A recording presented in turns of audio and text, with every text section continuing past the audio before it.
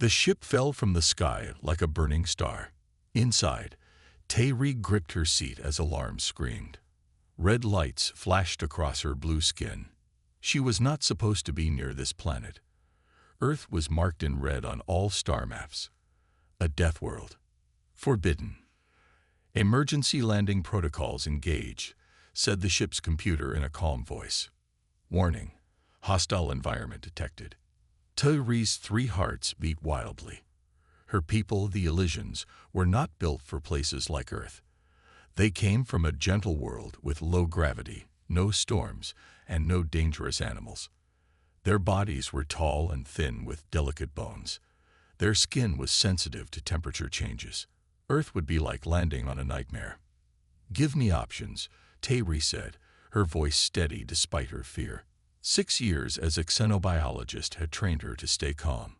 No options available. Engine failure complete. Landing on planet's surface in 40 seconds. The ship broke through Earth's thick atmosphere. Tayri saw green forests and blue water rushing toward her. Her scanner showed gravity readings that made her stomach turn. Earth's pull was nearly twice what her body was designed for. She would barely be able to walk. Sending distress signal to Elysian fleet, the computer said. Signal sent. Rescue estimated in 22 days. 22 days on a death world. Tayri closed her eyes as the ship hit the first trees. The crash was violent. Metal tore. Glass shattered. When Tayri opened her eyes, half her ship was gone. Forest air, thick with strange smells, poured in through the broken walls. She struggled to stand, shocked by the heavy pull of Earth's gravity. Each movement felt like pushing through thick liquid.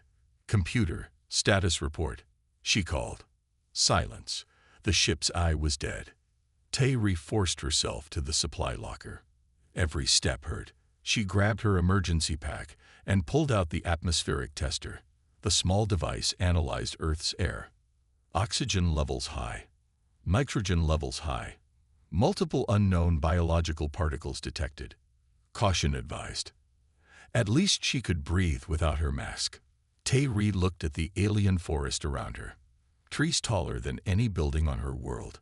Plants in more shades of green than she knew existed. The beauty was unexpected. Then she heard sounds. Clicking, humming, rustling. Life was everywhere. On Elysium, animals were rare and small. Here, her scanner showed thousands of life forms within just 100 steps of her ship. The ground suddenly shook. Tayri fell to her knees, terrified. Was the planet breaking apart? No, just a minor Earth tremor. Nothing to the natives, but terrifying to her. As the sun began to set, temperature dropped quickly. Tayri shivered. Her body couldn't handle temperature changes well. She needed shelter. The broken ship wouldn't protect her from Earth's night. Using broken pieces from the ship, Tayri built a small shelter against a large tree. Every movement was torture under the crushing gravity. Her muscles screamed. Still, she worked until she had a place to hide. In her shelter, Tayri studied her planet scanner. The nearest human settlement was 10 miles away. Humans, the apex predators of this death world. The most feared species in the known galaxy. Beings who evolved on a planet trying to kill them every day. Tayri had studied humans from space. Their wars. Their ability to survive in any environment. Their strange mix of violence and creation. Now she was trapped on their world. As darkness fell, strange howls echoed through the forest. Rain began to fall. Another shock. Water, falling from the sky. On Elysium, water came from purifiers, not clouds. Tayri huddled in her shelter, sending a personal message to the stars. This is Science Officer Tayri. I am alive after crash landing on Earth. If you find this message and I am dead, know that this place is even more terrible than our study showed. I will try to survive until rescue arrives, but I fear this death world will claim me long before 22 days pass. Above her, lightning flashed across the sky, and Tayri trembled at the raw power of Earth. Morning came with painful brightness. Tayri woke with aching muscles from Earth's crushing gravity. Her shelter had barely kept her dry during the night's rain. She checked her translator device and emergency beacon. Both still worked. The beacon showed 21 days until rescue. 21 days, she whispered. I must find better shelter. She ate a nutrition cube from her pack and stepped outside. In daylight, Earth's forest was even more overwhelming. Colors she had no words for. Sounds coming from every direction. Small flying creatures zoomed past her head. Others crawled on the ground. Taeree's scanner counted 50 different species within view. On her home planet, there might be 3 or 4 types of animals in an entire region. Taeree gathered what supplies she could from the crashed ship. The main computer was dead, but she saved some power cells and medical supplies. As she worked, a sound made her freeze. Heavy footsteps. Something big was coming. She hid behind a tree, her blue skin blending with the shadows. Through the leaves, she saw him, a human, the apex predator of Earth, walking on 2 legs, wearing some kind of green clothing. The human was tall, with dark hair and strong arms. He carried a pack and some kind of tool. Taeree held her breath. Her people had studied humans from far away. They knew humans could survive extreme heat, cold, hunger, and injury. They could run for hours. They could make weapons from anything. Some even said humans enjoy pain, seeking out dangerous activities for fun. The human stopped near her crash site. He knelt down and touched the broken metal. His face showed concern, not the hunger of a predator. He looked around and called out in a language her translator struggled with. Hello? Is anyone hurt? I saw something fall from the sky. Taeree stayed hidden. The translator was still learning Earth languages. She watched as the human examined her crashed ship, touching things carefully. He was not destroying or taking anything, just looking. This was not what she expected. In her studies, humans were shown fighting wars and building massive cities that destroyed nature. This human seemed different. The human, a male, she guessed, left after a while. Taeree waited until his footsteps faded before moving. She decided to follow him. If he lived nearby, she might find better shelter by watching his home. Following the human was hard. Earth's gravity made each step difficult. She stopped often to catch her breath. The forest was full of things that stuck, scratched, and bit her sensitive skin. After an hour, she saw a clearing ahead. In it stood a wooden structure, a human dwelling. It was small compared to the cities she had seen in her studies. Just one building with a thin line of smoke coming from the top. The human went inside. Through a clear section in the wall, she could see him moving around. Taeree stayed hidden at the forest edge, watching. As the day passed, she saw the human come outside many times. He got water from a well. He cut wood with a tool. He tended to plants growing in straight lines. He moved with such ease in Earth's gravity. To him, this crushing weight was normal. When darkness began to fall again, Taeree saw the human dwelling glow with light from inside. Warmth, protection from Earth's wild weather. She needed something similar to survive. As if the planet heard her thoughts, clouds gathered quickly. The sky turned dark gray. Wind began to blow hard, bending trees.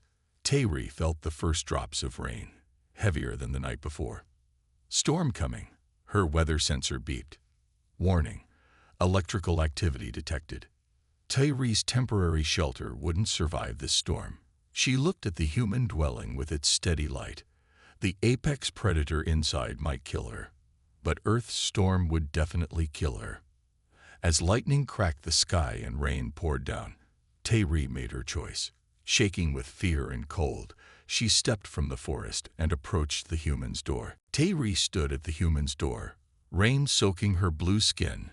Her hand shook as she knocked 3 times. The door opened, and warm light spilled out. The human stood there, taller than she had realized. His eyes widened at the sight of her.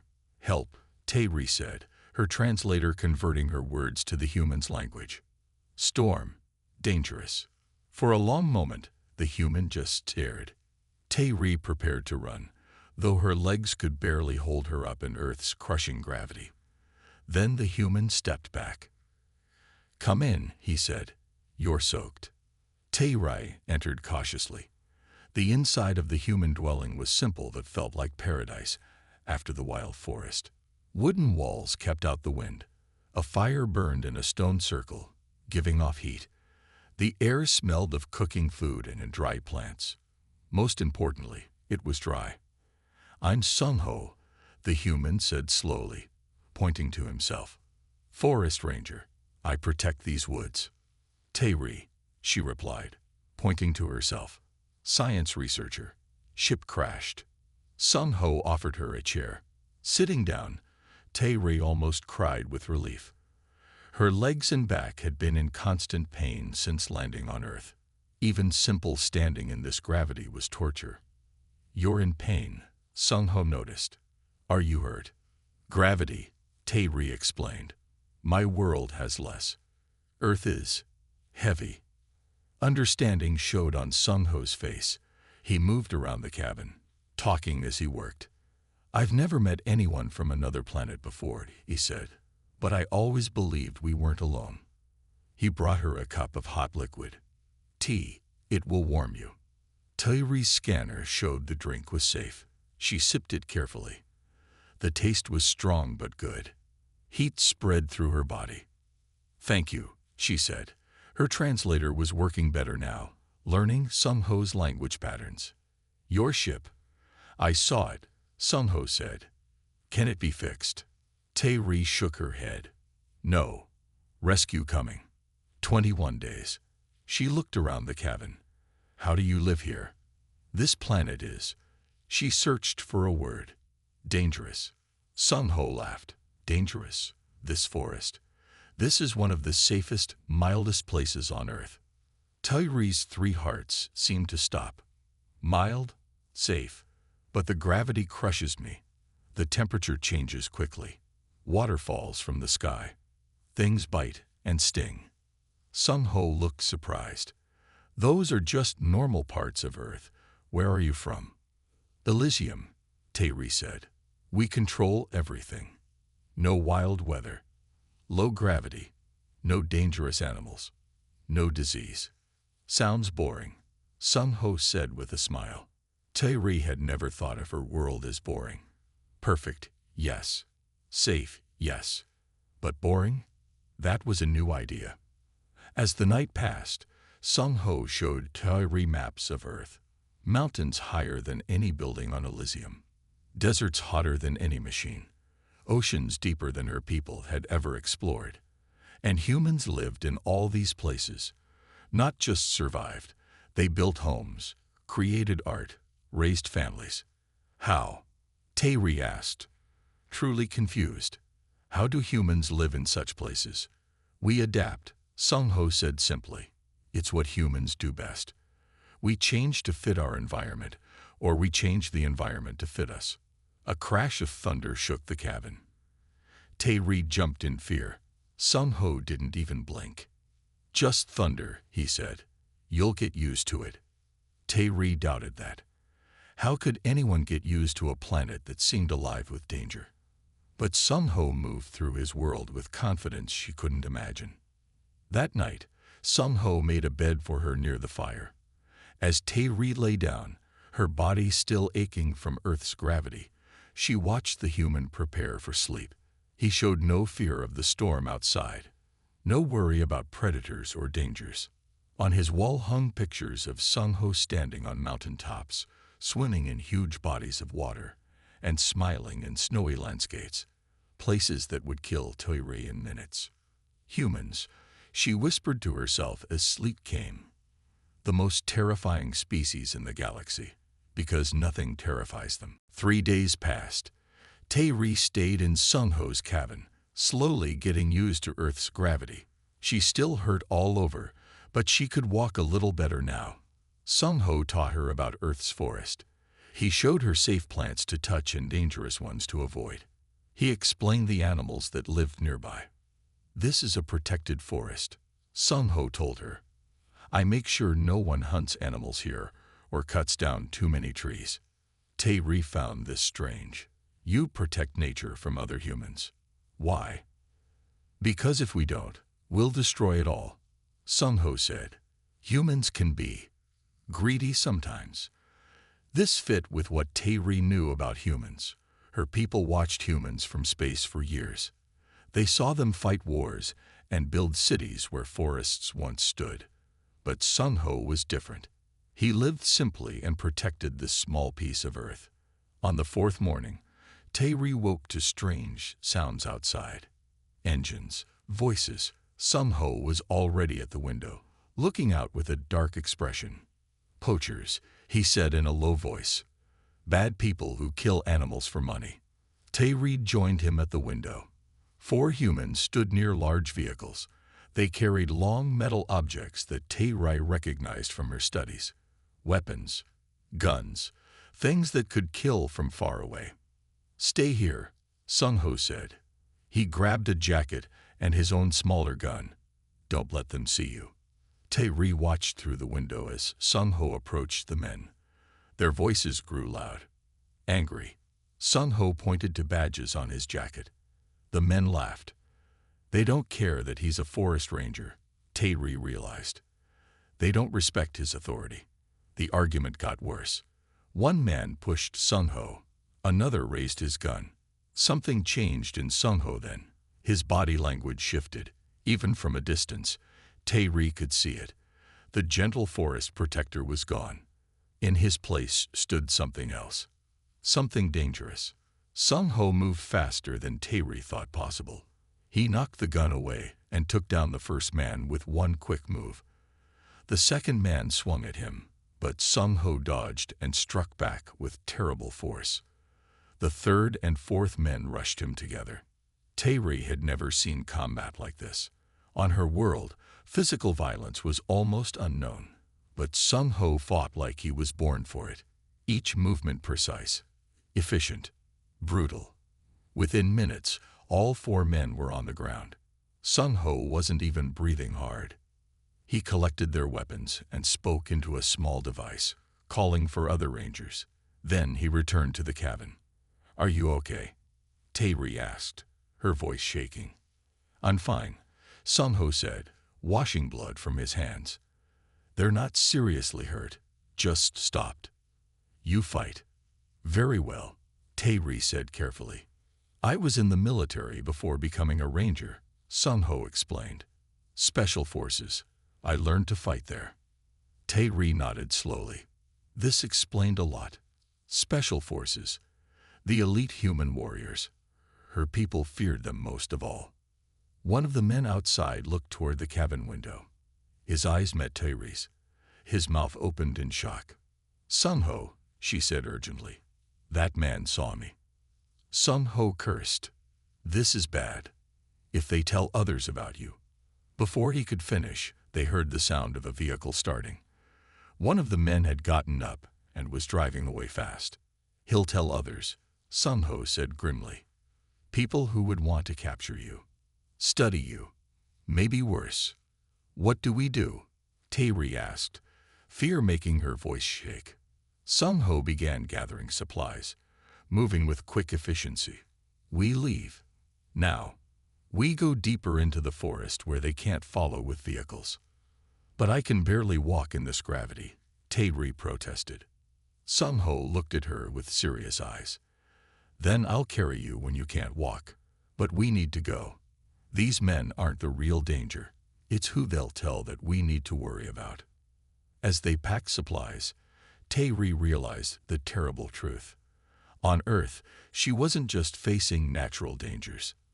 Now humans would hunt her too. And on this death world, she was the prey. Tae-ri and Sung-ho moved through the forest as quickly as they could. The heavy backpack felt like it would break Tae-ri's shoulders. Every step in Earth's gravity was still painful. After 2 hours, her legs gave out. I can't, she gasped, collapsing onto a fallen tree. Too heavy. Sung-ho knelt beside her. His face showed no anger, just concern. We'll rest here. We've gone far enough for now. They found a small clearing beside a stream. Sung Ho quickly built a shelter using branches and a waterproof sheet from his pack. Inside, he showed Tae-ri how to make a small fire. Fire is life, he explained. It gives heat, cooks food, keeps animals away, purifies water. Tae-ri watched carefully. On her world, they hadn't used fire for thousands of years. Machines did everything. But here, Sung Ho created heat and light with just sticks and stones. Your rescue comes in 17 days. Sung Ho asked. Tae-ri checked her device. Yes, but they'll look for my ship first. We're far from it now. Then we need to teach you how to survive here, Sung Ho said, in case we get separated. Over the next 2 days, Sung Ho taught Tae-ri basic Earth survival. How to find clean water, which plants were safe to eat, how to tell direction using the sun and stars, how to hide her tracks from those who might follow. But why help me? Tae-ri asked, as they sat by the fire on the second night. Your people might reward you for turning me in. Sung Ho was quiet for a moment. 5 years ago, I was a soldier. I fought in wars. I hurt people because I was told they were enemies. He poked the fire with a stick. Then I saw what war really does. It breaks everything. So I left, came to the forest. Here, I protect life instead of taking it. Tae-ri thought about this. On her world, there had been no wars for centuries. Her people thought this made them more advanced than humans. But sitting here in Earth's wild forest, she wondered if her people had lost something important. On my world, we never have to survive, she said. Machines do everything. We never feel cold or hungry or scared. And are your people happy? Sung Ho asked. The question surprised Tae-ri. Happy? We exist. We study. We create art and technology. But do you live? Sung Ho pressed. Do you feel alive? Tae-ri had no answer. She had never thought about it that way. The next morning, Sung Ho taught her to fish in the stream. Tae-ri's hands shook as she held the makeshift fishing line. Earth's water was cold. The fish were fast. But after many tries, she caught one. The feeling of accomplishment was strange and wonderful. I did it, she cried, holding up the small fish. Sung Ho smiled. Yes, you did. Now you learn to clean it and cook it. The process was messy, and to Tae-ri, somewhat disgusting. But when she tasted the cooked fish, it was better than any food she had ever eaten. We have food processors on my world, she explained. They make perfect nutrition cubes. Same taste every time. Sung Ho made a face. That sounds terrible. Tae-ri laughed. For the first time since crashing on Earth, she felt something besides fear and pain. She felt proud. That afternoon, Sung Ho taught her to walk quietly through the forest. How to move without breaking branches or leaving footprints. It was hard in Earth's gravity, but Tae-ri found her body was getting stronger. Muscles that hurt constantly when she landed now only ached dully. You're adapting, Sung Ho said when she mentioned this. Humans do it all the time. We can live almost anywhere because we adapt. My people would say we're smarter because we change our environment instead of ourselves, Tae-ri said. Sung Ho shrugged. Maybe true adaptation is knowing when to change yourself and when to change your surroundings. As night fell, Tae-ri looked up at Earth's stars. Different patterns than she'd seen all her life. On this death world, even the sky was alien. Yet for the first time, she didn't feel completely out of place. 6 days had passed since Tae-ri and Sung Ho flowed into the deep forest. They had moved their camp twice, always staying near water. Tae-ri could now walk for hours without stopping, though Earth's gravity still made her tired quickly. Her blue skin had darkened from the sun.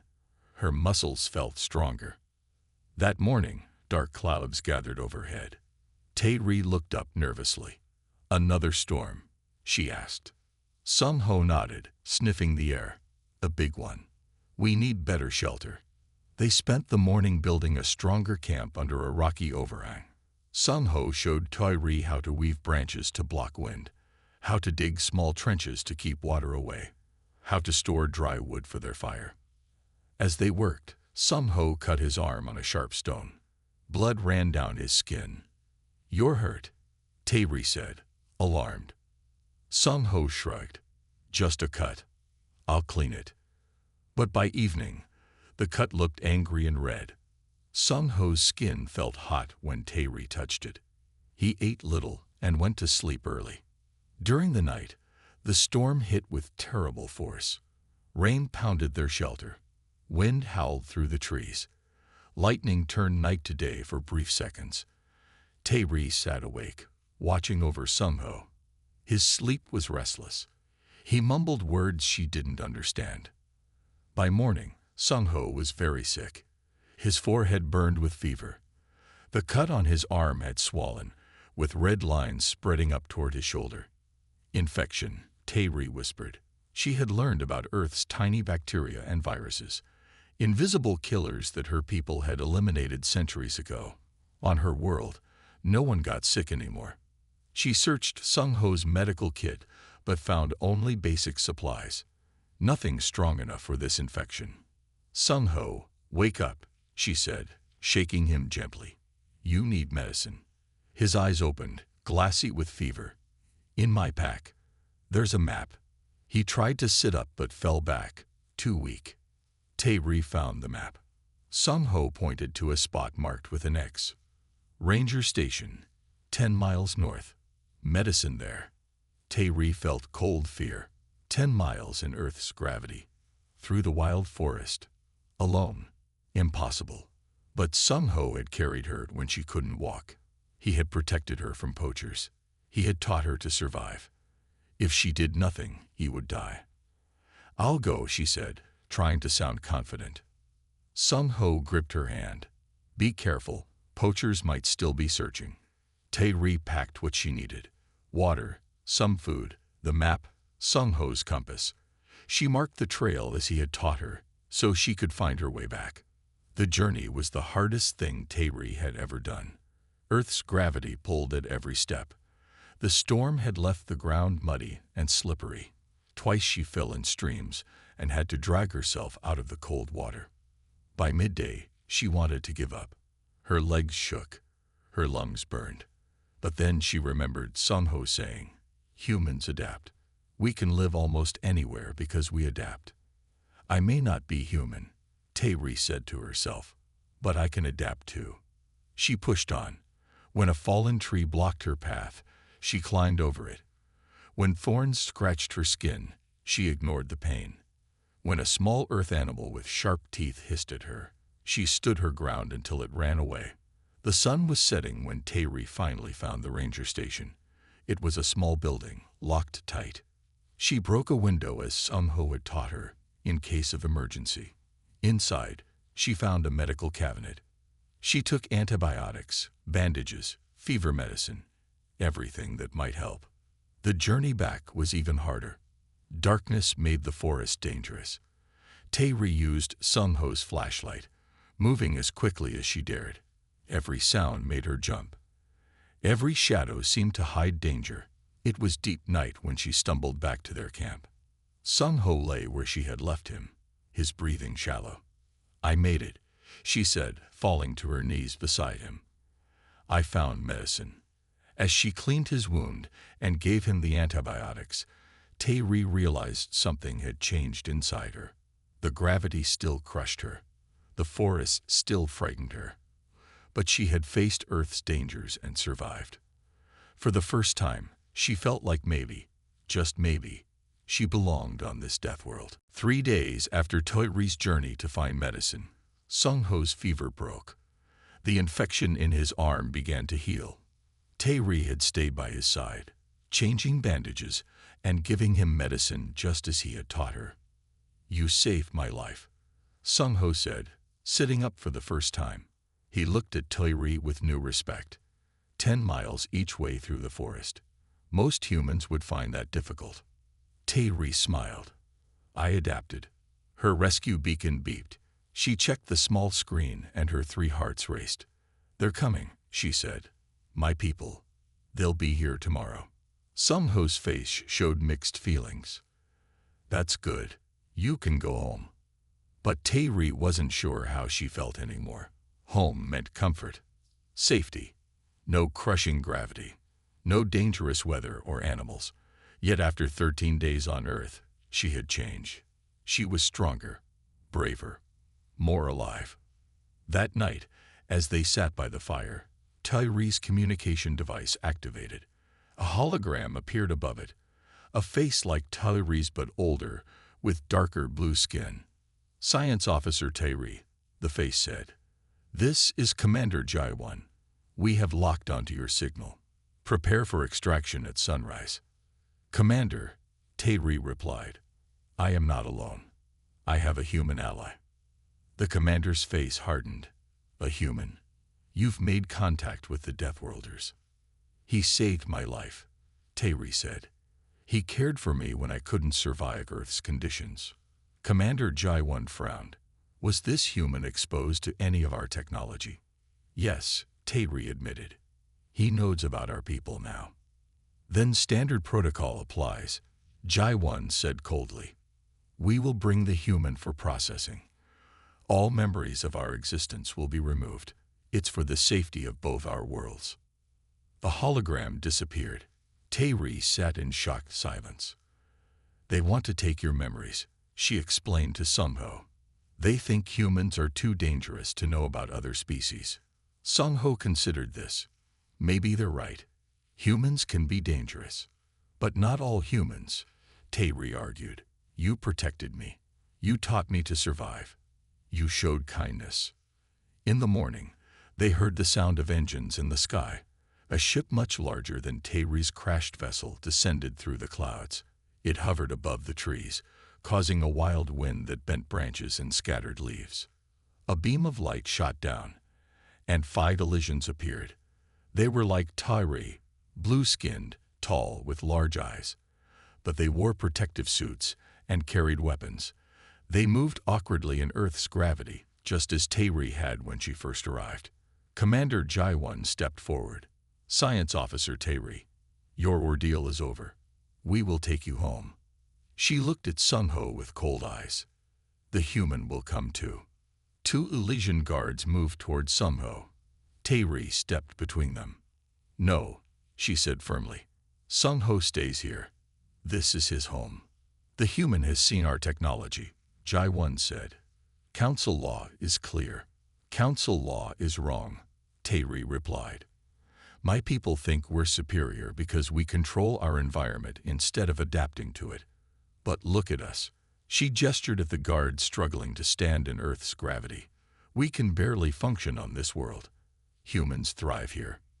Jae-won frowned. "What are you suggesting?" "That we've been wrong about humans," Tae-ri said. "Yes, they can be violent. Yes, they fight wars. But they also protect nature. They care for strangers. They adapt to impossible conditions. There's much we could learn from them." Jae-won looked troubled. "The council considers humans too unpredictable, too dangerous." "I was dying when I landed here," Tae-ri said. "Earth was killing me. Sung-ho could have captured me or left me to die. Instead, he helped me, taught me, protected me. Is that the behavior of a dangerous species?" The other Elysians looked at each other uncertainly. One of them, an older male with medical symbols on his suit, spoke up. "Commander, perhaps we should consider Tae-ri's experience. Our studies of humans have been from a distance. She has lived among them." Jae-won's face showed conflict. "This goes against all protocol." "Sometimes," Tae-ri said, "we need to adapt our protocols too." Commander Jae-won ordered everyone onto the ship for a meeting. Inside, the artificial gravity was set to Elysium's level. Tae-ri felt strangely light now, after 2 weeks in Earth's heavy pull. Her body had grown stronger. She stood tall while the others who had just arrived from Elysium still moved carefully, adjusting to even this lighter gravity after their time in space. "The council must decide what to do with the human," Jae-won said. "Until then, he stays with us." "I have a better idea," Tae-ri said. She turned to the oldest Elysian, the one with medical symbols.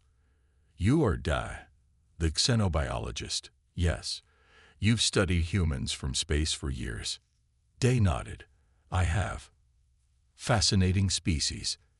Terrifying, but fascinating. Then study them up close, Tairi suggested. Not by taking their memories, but by learning from them. Sung-ho, who had been quiet until now, stepped forward. Your people crashed on our world by accident. You think Earth is terrible, a death world. But to us, it's home. We've lived here for thousands of years. We've built cities, created art, explored our oceans, and even gone to space, all while adapting to what you call impossible conditions. The Elysians looked at each other. This was not the primitive savage they expected. This human spoke with wisdom. Come with me, Sung-ho said. He led them to a window looking out over Earth's forest. You see danger. I see beauty. You see hardship. I see challenge. Maybe that's the difference between our people. Dae moved closer to the window. It is beautiful, in its wild way. Jaewon frowned. Beauty is not the issue. Security is. If humans learn about us. What if they already have? Interrupted Hyun, the communications officer. She held up a device. I've been monitoring Earth's transmissions. The poachers reported seeing Tairi. Some humans already believe she exists. Then we must act quickly, To. Jaewon began. To what? Tairi challenged. Erase memories. Hide? For how long? Humans are already exploring space. Someday they'll find us anyway. Sung-ho spoke again. On Earth, when different cultures meet, there is often fear at first, sometimes conflict, but eventually there can be trade, exchange of ideas, friendship. A silence fell over the room. Finally, Dai spoke. Commander, I have studied humans for 60 years. They are violent, yes, but they are also creative, adaptable, and surprisingly kind when given the chance. Perhaps Tairi is right. Perhaps we should reconsider our approach. Jaewon looked troubled. The council. We'll listen to evidence, Da said firmly. I am the senior xenobiologist. If I recommend a new approach, they will at least consider it. After hours of discussion, a plan formed. They would not erase Sung-ho's memories. Instead, he would become part of a secret cultural exchange. Dad would stay on Earth with a small team, learning about humans up close. Sung-ho would help them understand human ways, and Tairi would be their ambassador. You've adapted to Earth better than any of us could, Dad told her. You understand both worlds now. On her last night on Earth, Tairi stood outside Sung-ho's cabin. Rain fell gently from the sky. 2 weeks ago, this would have terrified her. Now she lifted her face to feel the drops on her skin. You're not afraid anymore, Sung-ho said, joining her. Not of rain, Tairi replied. Not of Earth. I've learned that the things that make this planet hard are also what make it special.